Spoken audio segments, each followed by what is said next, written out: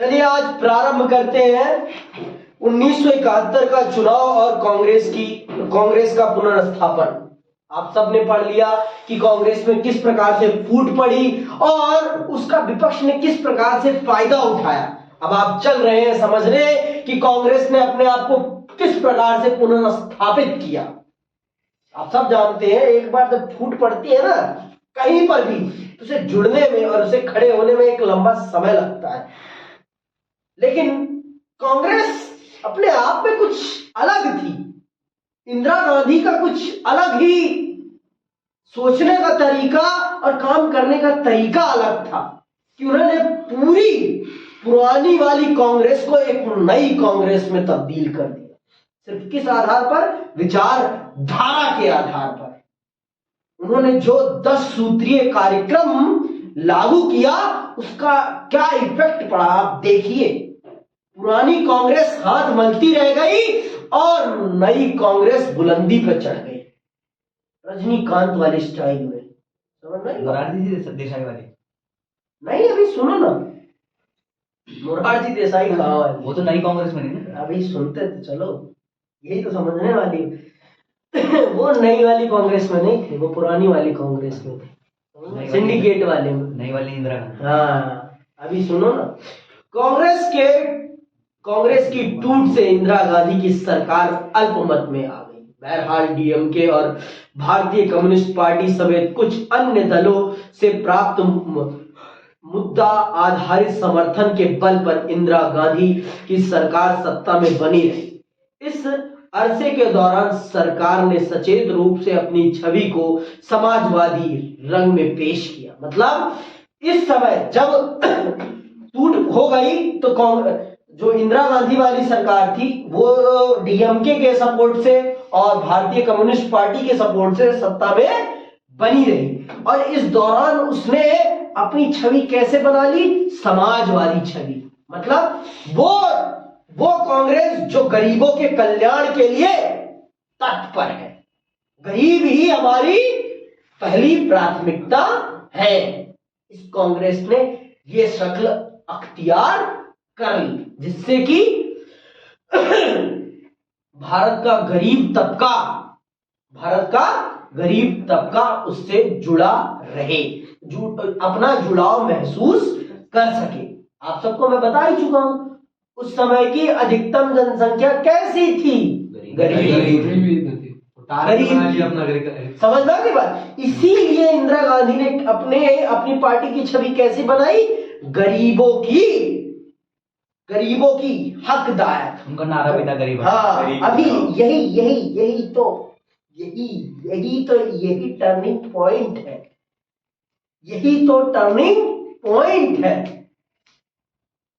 वो सब कहते हैं इंदिरा हटाओ, वो कहती हैं गरीबी हटाओ। समझ में आई बात? वो कहते हैं इंदिरा हटाओ और ये कहती हैं गरीबी हटाओ। अभी सुनो तो, आगे सुनो।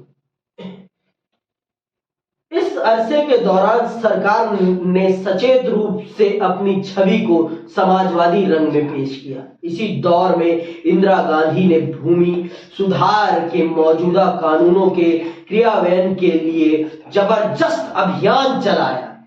उन्होंने भू परिसीमन के कुछ और कानून भी बनाए। दूसरे राजनीतिक दलों पर अपनी निर्भरता समाप्त करने, संसद में अपनी पार्टी की स्थिति मजबूत करने और अपने कार्यक्रमों के पक्ष में जनादेश हासिल करने की गरज से इंदिरा गांधी की सरकार ने 1970 के दिसंबर में लोकसभा भंग करने की सिफारिश की। यह भी एक आश्चर्यजनक और साहसिक कदम था। लोकसभा के लिए 5वें आम चुनाव 1971 के फरवरी माह में हुए। उन्होंने जो चुनाव खत्म होना चाहिए था, जो चुनाव होना चाहिए था 72 में, उन्होंने एक साल पहले ही उसे करा दिया, क्योंकि उन्होंने राष्ट्रपति साहब को ये खत लिख दिया कि मैं सहयोगी सरकार के बल पर अपनी सरकार चलाने के लिए तैयार नहीं हूं। तो उनके अलावा कोई भी पार्टी बहुमत में इतना अधिक किसी भी पार्टी के पास, इतना अधिक किसी के भी पार्टी के पास वो संख्या बल नहीं था कि वो अपने बल पर सरकार कायम कर सके। तो इसीलिए फिर राष्ट्रपति साहब इन्होंने सिफारिश की कि राष्ट्रपति साहब संसद को भंग किया जाए और पुनः चुनाव कराया जाए। तो राष्ट्रपति साहब ने उनकी पेशकश को मान लिया और 1 साल पहले ही भारत में चुनाव हो गए। जो चुनाव होने चाहिए थे 72 में, वो हो गए 71 में। क्यों? क्योंकि संसदीय कार्यकाल को समय अवधि से पहले ही भंग कर दिया गया प्रधानमंत्री के कहने पर। समझ में आई बात? आते हैं मुकाबला देखते हैं। मुकाबला चलो देखते हैं किसके किसके बीच में, पुरानी और नई कांग्रेस के बीच में। देखते हैं कौन जीतता है। इंदिरा जीतती है या अनुभव जीतता है? इंदिरा जीतती है या अनुभव जीतता है? इंदिरा की समाजवादी छवि जीतती है या फिर अनुभव जीतता है? आइए देखते हैं। चुनावी मुकाबला कांग्रेस आर के विपरीत जान पड़ रहा था। आखिर नई कांग्रेस एक जर्जर होती हुई पार्टी का हिस्सा थी। हर किसी को विश्वास था कि कांग्रेस पार्टी की असली संगठनिक ताकत कांग्रेस ओ के नियंत्रण में है। इसके अतिरिक्त सभी बड़ी गैर साम्यवादी और गैर कांग्रेसी विपक्षी पार्टियों ने एक चुनावी गठबंधन बना लिया था। इसे ग्रेट अलायंस कहा गया। सभी विपक्षी पार्टियों ने एक गठबंधन बनाया और इस गठबंधन को क्या कहा गया? Great alliance. क्या कहा गया? ग्रैंड अलायंस कहा गया। इससे इंदिरा गांधी के लिए स्थिति और कठिन हो गई। पीएसपी भारतीय जनसंघ स्वतंत्र पार्टी और भारतीय क्रांति दल चुनाव में एक छतरी के नीचे आ गए। शासक दल ने भारतीय कम्युनिस्ट पार्टी के साथ गठजोड़ किया। मतलब इंदिरा गांधी की पार्टी ने किसके साथ गठजोड़ किया? भारतीय कम्युनिस्ट पार्टी के साथ। इसके बावजूद नई कांग्रेस के साथ एक ऐसी बात थी जिसका उसके बड़े विपक्षियों के पास अभाव था। नई कांग्रेस के पास एक मुद्दा था। नई कांग्रेस के पास क्या था? मुद्दा। और चुनाव किस पे लड़ा जाता है? मुद्दे पर। चुनाव किस पर लड़ा जाता है? मुद्दों पर। चुनाव ऐसी वैसी चीजों पे नहीं लड़ा जाता। हवा में आ गए, मैं भी खड़ा हो गया, मैं भी नेता बन गया ना। अगर आपके पास मुद्दा है तो आप नेता बन जाएंगे। अरविंद केजरीवाल जी को अगर किसी ने नेता बनाया है तो उनके उस समय के मुद्दों ने उन्हें नेता बनाया।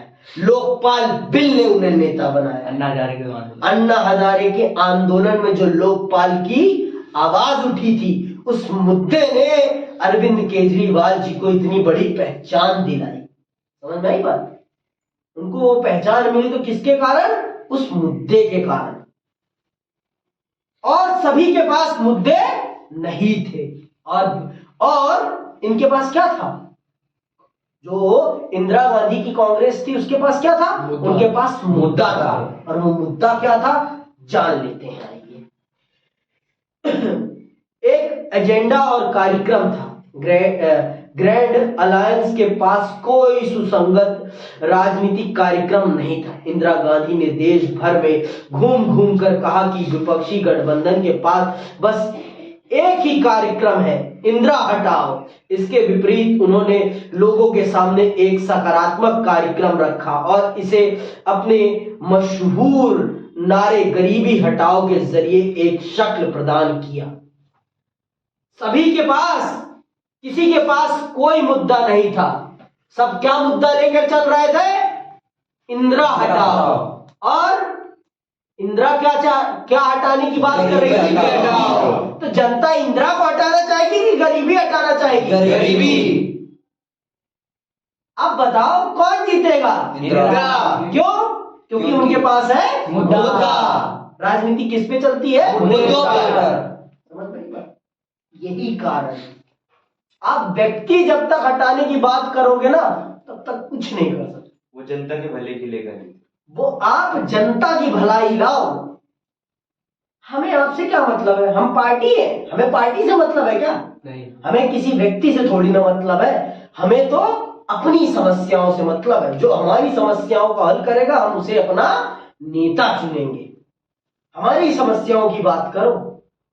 लेकिन आज की मंद बुद्धि जनता जो अपने सर पर रख लेती है अंधभक्ति का कटोरा और भूल जाती है अपने मुद्दों को। आज की जनता को मुद्दे से कोई मतलब नहीं है, बस प्रतिदिन का 2 GB डेटा मिल जा रहा है। यस, स्क्रोल स्क्रोल स्क्रोल, कच्चा बादाम बाबा, कच्चा बादाम, हो गया, बस खत्म हो गया। हम फेमस इन्फ्लुएंसर बन गए, काम खत्म। और उन्हीं इन्फ्लुएंसर्स के चक्कर में हमारी युवा पीढ़ी इन्फ्लुएंसर बनने निकल पड़ी है कि हम भी इन्फ्लुएंस करेंगे। नाच नाच के तोड़ दे सैंडल, है ना। एंटी पुलिस बुला लेगी, बता तो दिया आगे का। पार्टी यूं ही चलेगी, पार्टी यूं ही चलेगी, यार तेरा कर लेगा एंड। वो देखो यही तो है, सब देखते हैं, हैंडल तो कर रहे हैं, वो भी एक चीज, लेकिन हैंडल नहीं हो पाएगी, हैंडल नहीं हो पाएगी पढ़ाई के आगे। पढ़ाई का जिस दिन प्रेशर पड़ जाएगा ना, उस दिन कुछ भी हैंडल नहीं कर पाओगे। ये बात जान लो बाल मुकुंद, समझ में आई बात। आगे सुनो, चुनाव हमेशा किस पर लड़ा जाता है? मुद्दों पर। और इंदिरा गांधी के पास क्या था? मुद्दा। इंदिरा गांधी किसी व्यक्ति को नहीं हटाना चाहती थी, वो गरीबी, इंदिरा गांधी समस्या को हटाना चाहती थी। और जनता अपनी समस्या का निदान चाहती थी। जनता को इंदिरा गांधी से कोई विरोध नहीं था। उन्हें तो अपनी समस्या का विरोध था। इंदिरा करे या कोई और करे, हाँ, उन्हें कोई फर्क नहीं पड़ता था, उन्हें अपनी समस्या से निवारण चाहिए था। और समस्या की बात कौन कर रहा था? इंदिरा गांधी कर रही थी। समस्या की बात कौन कर रहा था? इंदिरा गांधी। तो इसी कारण से जनता किसकी तरफ जाती है? इंदिरा गांधी। आगे सुन,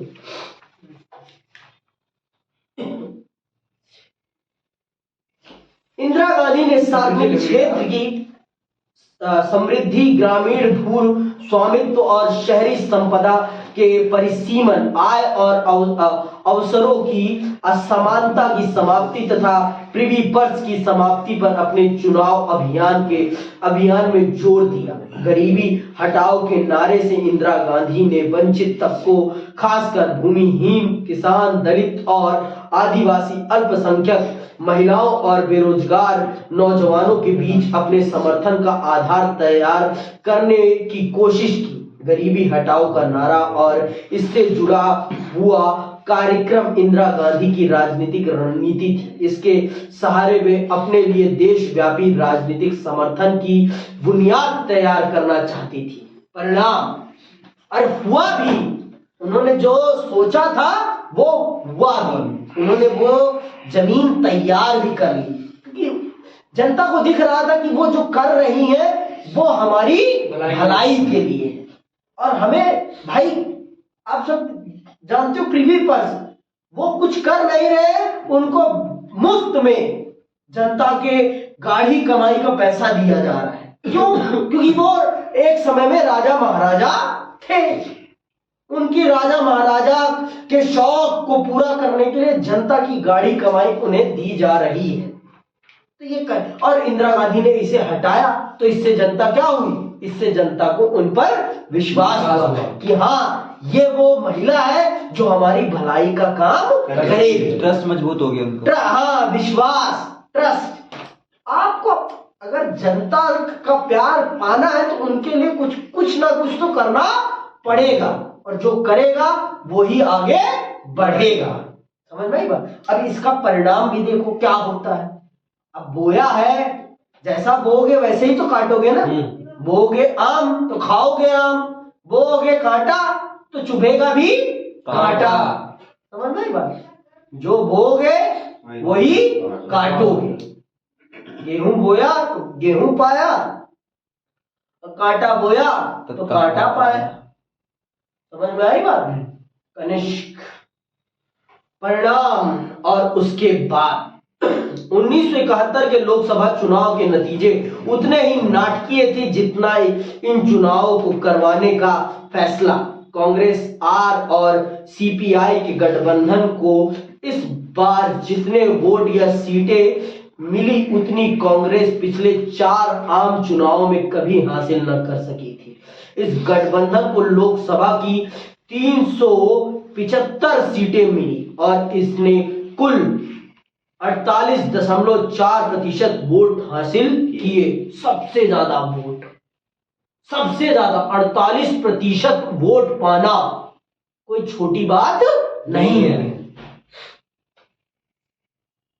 100 में से 48% जनता ने आपको ही चुना है, इतनी सारी पार्टियों के होते हुए भी। आपके पास 10 विकल्प है, लेकिन 10 आप ज्यादा से ज्यादा लोगों ने सिर्फ एक ही विकल्प को चुना। समझ में आई बात? 48% लोगों ने सिर्फ एक ही विकल्प को चुना है। तो बात को समझो, तो कांग्रेस का ये उस समय का सबसे बेहतरीन प्रदर्शन था। नेहरू के टाइम भी इतना वोट नहीं मिला था जितना कि इंदिरा के इस चुनाव में मिला कांग्रेस को। और उस कांग्रेस को जो इंदिरा की कांग्रेस है, वो अनुभवी कांग्रेस नहीं है, वो मुद्दों पर लड़ने वाली कांग्रेस है। आगे सुनो। अकेले इंदिरा गांधी की कांग्रेस आर ने 352 सीटें और 44% वोट हासिल किए थे। अब जरा इस तस्वीर की तुलना कांग्रेस ओ के उजाड़ से करें। इस पार्टी में बड़े बड़े महारथी थे, लेकिन इंदिरा गांधी की पार्टी को जितने वोट मिले थे उसके 1/4 वोट ही इसकी झोली में आए। इस पार्टी को महज 16 सीटें मिली। अपनी भारी भरकम जीत के साथ इंदिरा गांधी की अगुवाई वाली कांग्रेस ने अपने दावे को साबित कर दिया कि वही असली कांग्रेस है और उसे भारतीय राजनीति में फिर से प्रभुत्व के स्थान पर पुनर्स्थापित किया। फिर से वही प्रभुत्व कांग्रेस को मिल गया जो पहले वाला था। उससे ज्यादा ही समझ में? उससे ज्यादा ही है, कम नहीं।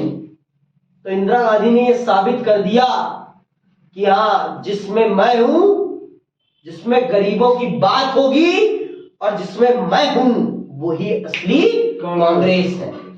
कांग्रेस माने इंदिरा। ये यहीं से तय हो गया। और फिर आगे देखो क्या होता है फिर।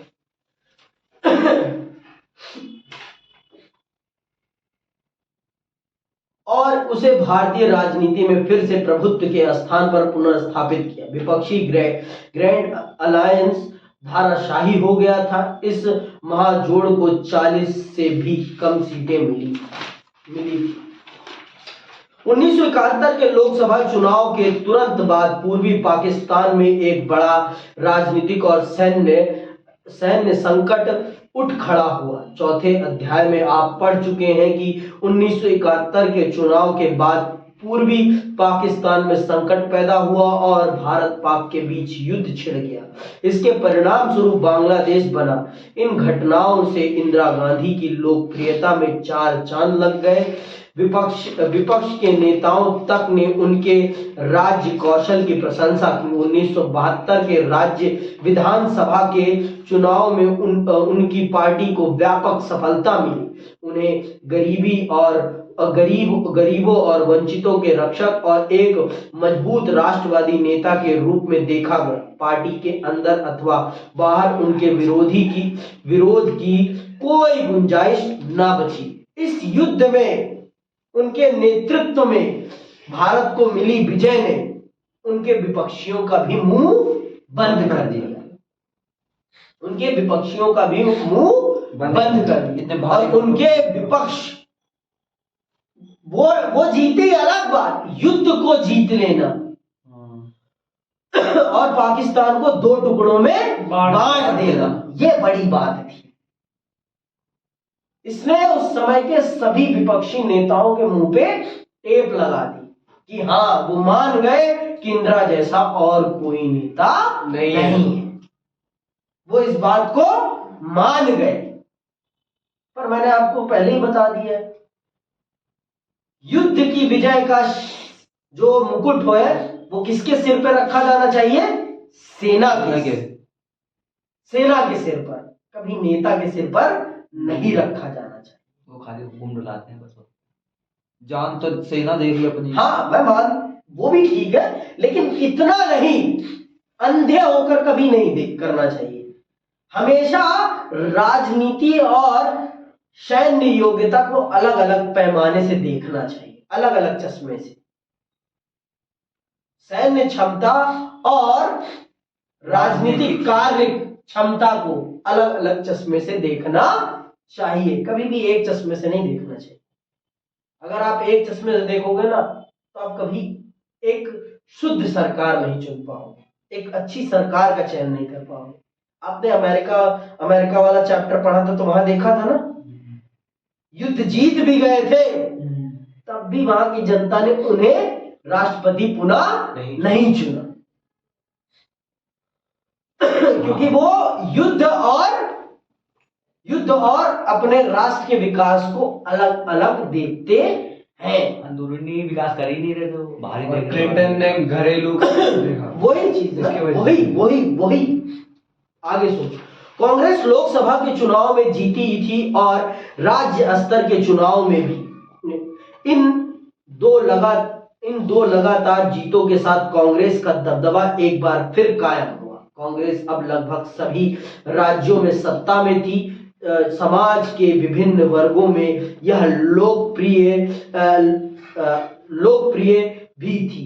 महज 4 साल की अवधि में इंदिरा गांधी ने अपने नेतृत्व और कांग्रेस पार्टी के प्रभुत्व के सामने बड़ी चुनौतियों को धूल चटा दी थी। तो ये थी इंदिरा गांधी, जिन्होंने साम दाम दंड भेद सब लगा के अपने ही नियंत्रण में पूरी पार्टी को कर लिया। मिला मौका किसी और के समर्थन से, लेकिन उस मौके को फिर जाने नहीं दिया। तो यही चीज को समझो आप भी। आपको भी मौके मिल रहे हैं, इन मौकों को गवाओ नहीं। अगर ये मौके चले जाएंगे तो फिर कभी लौट के नहीं आएंगे। आपके जैसा सबका नसीब नहीं है। सड़क पर जाओ, देखो थोड़ा सा, कुछ बच्चे किताब के लिए तड़पते भी दिख जाएंगे आपको। आपका ये खुश नसीब है कि आपके पास किताब भी है, प्रकाश भी है और वस्त्र भी है, सब कुछ आपके पास, आवास भी है, सब कुछ आपके पास है। बस आपकी लगनशीलता नहीं है। बस उस लगनशीलता को पैदा करो थोड़ा सा और अपने लक्ष्य की तरफ भागो थोड़ा सा, बस, और अपने लक्ष्य को प्राप्त कर लोगे। भटको मत। अगर अब भटक गए ना तो जीवन भर भटकते रह जाओगे। मैं परसों बाल कटाने गया था, एक भैया है, जब मैं बाल कटाता हूं ना, वो बता रहे थे, यार मैं पढ़ा लिखा नहीं हूं, इसलिए मैंने अपने जीवन में बहुत सारे मौके खो दिए। नहीं मैं दुबई चला जाता, नहीं मैं किसी मंत्री के घर पर काम कर रहा होता, मैं पढ़ा नहीं हूं, मुझे अक्षर ज्ञान नहीं है। अभी आप नहीं समझोगे अक्षर ज्ञान का महत्व, लेकिन आने वाले समय में आप समझोगे। वो कह रहे थे कि मैं अपने बच्चों को पढ़ा ही नहीं पाता और मेरे बच्चे मुझे मूर्ख बना देते। मैंने उनका ट्यूशन लगा रखा है, सब कुछ लगा रखा है, फिर भी वो नहीं पढ़ते। इस बात को समझो आप। अगर आप नहीं पढ़े लिखे रहोगे, आप उनका कभी मार्गदर्शन उचित और अनुचित समझ ही नहीं पाओगे। जो वो आपको बताएंगे वही आपको एक्सेप्ट करना पड़ेगा। सही और गलत समझने के लिए आपके अंदर भी तो वो क्षमता होनी चाहिए ना। और वो क्षमता कैसे विकसित होगी? जब आप खुद शिक्षित होंगे। शिक्षित होने का सबसे बड़ा कारण यही है कि ये आपके अंदर गलत और सही का विकल्प चुनने का आपको इतना केपेबल बना देती है कि आप सही और गलत में अंतर कर सकें कि क्या सही है और क्या गलत है। इस चीज को बताने का ही कार्य करती है शिक्षा। और आप देख लो वहां भारत की जनता ने इंदिरा हटाओ वाला मुद्दा तो नहीं चुना ना। उन्होंने क्या कौन सा मुद्दा चुना? गरीबी हटाओ। ये चयन करने की क्षमता उनके अंदर कैसे आई? शिक्षा, मतलब उनके अंदर शैक्षिक जागरण था। बुद्धि भ्रष्ट करने वाला मोबाइल नहीं था कि पूरा जीवन पूरा दिन एंटरटेनमेंट एंटरटेनमेंट एंटरटेनमेंट एंटरटेनमेंट नहीं बन गया था पूरा जीवन कि 24 घंटे बस reel reel reel reel reel नहीं, इंस्टाग्राम इंस्टाग्राम इंस्टाग्राम नहीं। वो अपनी समस्याओं को देख रहे थे कि कौन, हाँ, इंदिरा हटाने से हमें क्या मिलेगा? कुछ नहीं मिलेगा। हमें हमारी समस्या जो हटाए वो चाहिए हमें। तो जो समस्या की बात करेगा हम उसे चुनेंगे, जो समस्या की बात करेगा हम उसे चुनेंगे, जो फालतू की बात करेगा हम उसे डस्टबिन में डालेंगे। आई बात समझ में? इस बात को आप भी समझ लो। अब आपसे मैं यही दरख्वास्त करता हूं कि आपकी ही सुविधा के लिए सब कुछ है, तो कृपया अपनी जो भी आपको सुविधाएं मिल रही हैं उनका लाभ उठाएं। आपके घर में इंटरनेट की कमी नहीं है, किसी भी चीज की कमी नहीं है, तो उनका लाभ उठाओ ना यार। अब नहीं उठाओगे फिर कब उठाओगे? अब नोट्स नहीं बनेंगे तो फिर कब बनेंगे? और अपने नोट्स बनाना सीखो। कभी किसी के नोट्स कॉपी मत करो। नोट्स अपने होते हैं। अगर हम किसी और से लेते तो वो नोट्स नहीं है, वो कॉपी है। तो आपने क्या सीखा? कुछ नहीं सीखा। आपने भी कॉपी पेस्ट कर दिया। समझ में बात? पेपर आपका विचार चाहता है। जो बच्चा अपना विचार लिखता है उसको अच्छे नंबर मिलते हैं, जो अपना विचार नहीं लिखता उसको कुछ नहीं मिलता। भैया बोलते हो ना, भैया उसको ज्यादा मिल गए, उसने भी उतना ही लिखा था, हमने भी उतना ही लिखा था, लेकिन उसने क्या लिखा था? अपना विचार लिखा था, अपने विचार, अपने थॉट्स, अपने तरीके से लिखा था। ये जो मैं तरीका शब्द यूज कर रहा हूं, यही इसी का सारा खेल है। खेल तो सारा इसी का है, अपना तरीका, अपने तरीके से लिखना। और जिसने अपने तरीके से लिखा है वो हमेशा अपनी तरक्की करके गया है, और जिसने दूसरों के तरीके से लिखा है वो पीछे पीछे चला है, वो कलंक बना है। समझ में आई बात? वो नौकर बना है, वो मालिक बना है, जिसने अपना तरीका चुना है। अब बात समझ में आई कि अभी भी नहीं आई? आगे सुनो। कांग्रेस प्रणाली की पुनर्स्थापना।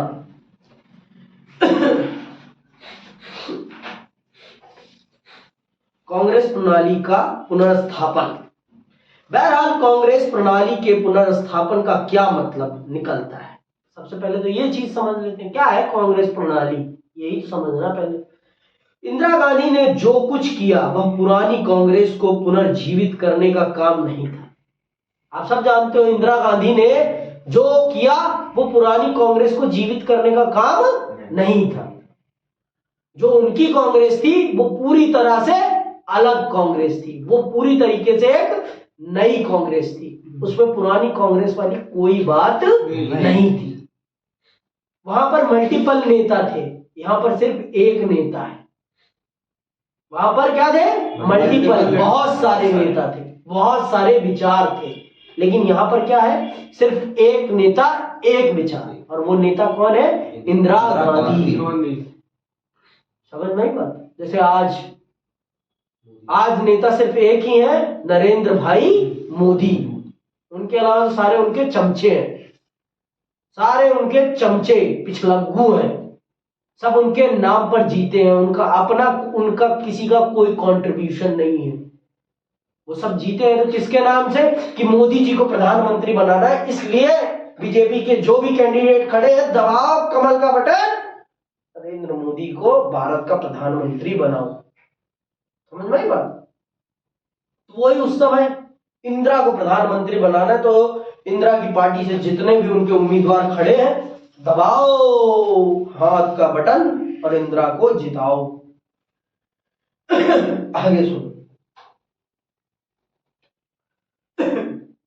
कई मामलों में यह पार्टी इंदिरा गांधी के हाथों नई तर्ज पर बनी थी। इस पार्टी को लोकप्रियता के लिहाज से वही स्थान प्राप्त था जो उसे शुरुआती दौर में हासिल था, लेकिन यह अलग किस्म की पार्टी थी।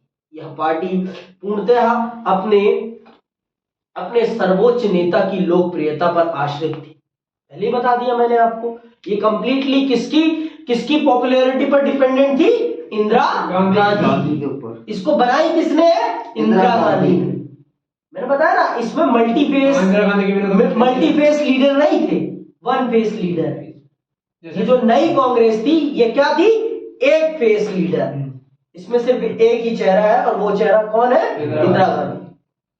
इंदिरा गांधी के अलावा इनके पास कोई और चेहरा नहीं।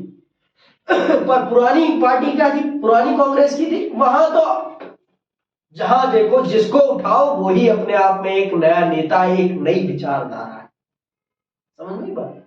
वो सतरंगी, इसीलिए तो मैं उसको क्या कहता था? सतरंगी छाता, भिन्न भिन्न फूलों का गुच्छा, हर फूल अपने आप में अलग, लेकिन ये एक ही तरह के फूलों का गुच्छा, एक ही तरह के फूलों का गुच्छा, जिसमें से एक फूल सबसे महत्वपूर्ण। वो फूल नहीं तो सब खत्म, वो फूल नहीं तो सब खत्म। और वो फूल कौन थी? इंदिरा गांधी। इन्हीं के इर्द गिर्द सब कुछ चलता था। रानी मधुमक्खी थी वो। समझ में बात? आगे सुन। यह पार्टी इंदिरा गांधी के हाथों नई तर्ज पर बनी थी। इस पार्टी को लोकप्रियता के लिहाज से वही स्थान प्राप्त था जो उसे शुरुआती दौर में हासिल था, लेकिन यह अलग किस्म की पार्टी थी। यह पार्टी पूर्णतः अपने सर्वोच्च नेता की लोकप्रियता पर आश्रित थी। इस पार्टी का सांगठनिक ढांचा भी अपेक्षाकृत कमजोर था। इस पार्टी के भीतर कई गुट नहीं थे। इस पार्टी के भीतर कई गुट नहीं थे। ये जो नई कांग्रेस थी, इसमें कोई गुट नहीं था। लेकिन आपको पता है पुरानी कांग्रेस में क्या थे? पुरानी कांग्रेस में गुटबाजी थी। पार्टी के अंदर पार्टी थी, वो अपने अंदर ही पार्टी बना। सिंडिकेट कांग्रेस की एक वरिष्ठ नेताओं की अपना एक ग्रुप था, उनका अपना ही। तो उस ग्रुप को क्या कहा जाता था? सिंडिकेट। जिसके समर्थन से पहली बार इंदिरा गांधी प्रधानमंत्री बनी थी, जिन्होंने उन्हें उंगली पकड़कर कुर्सी पर बिठाया था। लेकिन फिर क्या हुआ, ये आप सब बहुत बखूबी जानते हैं कि फिर इंदिरा ने अपना फिर कुर्सी पर बैठी तो फिर कुर्सी नीचे से नहीं जाने दी, खिसकने नहीं दी कुर्सी फिर अपने पास से किसी भी कीमत पर नहीं जाने। यही तो राजनीति कि लगाम एक बार हाथ में तो है। एक बार लगाम घोड़े की आई तो फिर घोड़े को अपने पास से और किसी को उसका सवार नहीं बनने दिया। ये है राजनीति। इसको समझने वाला जो है वो है असली राजनेता। तो इसको समझना ही है आपको, और इस अपने मूल विचार लिख के आने हैं पेपर में। और ये तब लिख पाओगे जब आपके अंदर सोचने की क्षमता होगी। और ये सोचने की क्षमता कब होगी? जब आप पढ़ोगे। आगे सुनो। इस कांग्रेस पार्टी के भीतर कई गुट नहीं थे, यानी अब वह विभिन्न मतों और हितों को एक साथ लेकर चलने वाली पार्टी नहीं थी। इस पार्टी ने चुनाव जीते, लेकिन इस जीत के लिए पार्टी कुछ सामाजिक वर्गों जैसे गरीब, महिला, दलित, आदिवासी और अल्पसंख्यक पर ज्यादा निर्भर थी। जो कांग्रेस उभर कर सामने आई वह एकदम नई कांग्रेस थी।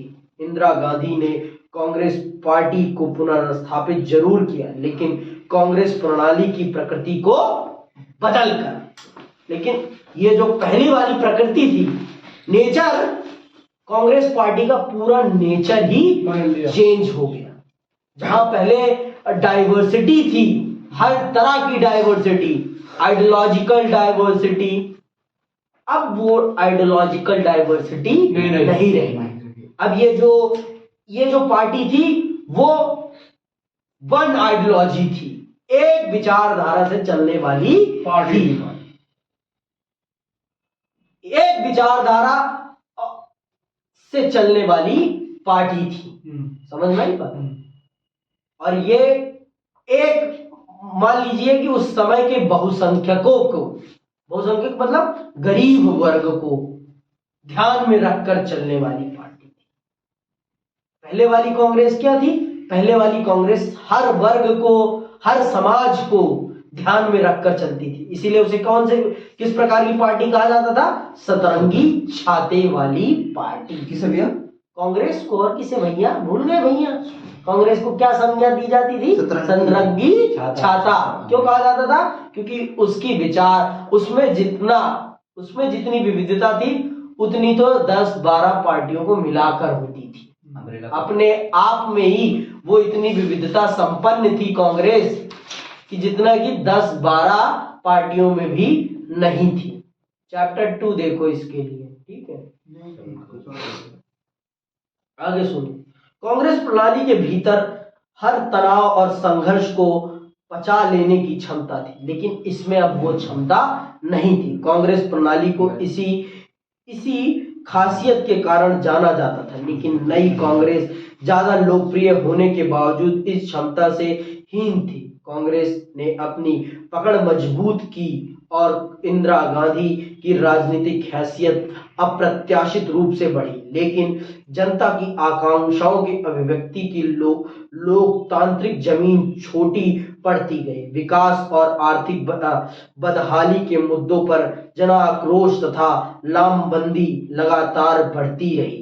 अगले अध्याय में आप पढ़ेंगे कि कैसे इन बातों से एक राजनीतिक संकट उठ खड़ा हुआ और जिससे देश के संवैधानिक लोकतंत्र के अस्तित्व पर ही खतरा मंडराने लगा था। अब अगले चैप्टर में आप समझेंगे। आप ये जान लो कि सरकार, अगर कितनी भी लोकप्रिय सरकार हो, कितनी भी लोकप्रिय सरकार क्यों ना हो, लेकिन अगर वो जनता की अपेक्षाओं की अनदेखी करेगी, जनता की उम्मीदों की अनदेखी करेगी, तो जनता उसे उखाड़ फेंकेगी, जनता उसे उखाड़ फेंकेगी। और इसी डर ने इंदिरा गांधी को मजबूर कर दिया कि वो भारत के लोकतंत्र पर आघात कर दे, और वो करती हैं। यही आप अगले अध्याय में पढ़ेंगे। आज के लिए बस इतना ही। धन्यवाद। जय हिंद, जय भारत।